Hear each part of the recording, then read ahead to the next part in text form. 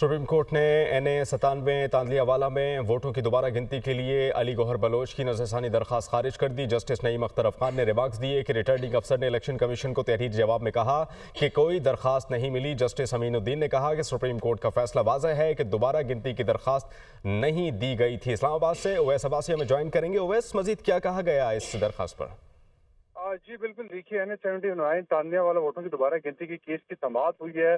दरख्वास्त खारिज करें या वापस से अदालत के वकील के मुवक्किल की हिदायत लेकर आगाह करने की हिदायत करी। तमाम इस हवाले से समाअत के दौरान जो है वक्फा दिया गया। वक्फे के बाद दोबारा केस की समाअत शुरू हुई। सुप्रीम कोर्ट ने अली गौहर बलोच की नज़रसानी दरख्वास्त जो है वो खारिज कर दी, जिसमें वकील शहजाद शौकत का कहना था कि मेरे मुवक्किल दरख्वास्त का मेरिट पर फैसला चाहते हैं। आपका इलेक्शन ट्रिब्यूनल के लिए अच्छा केस है। जस्टिस नईम अख्तर अफगान के ये रिमार्क से इलेक्शन ट्रिब्यूनल में दरख्वास्त जायज़ुल मियाद हो चुकी है।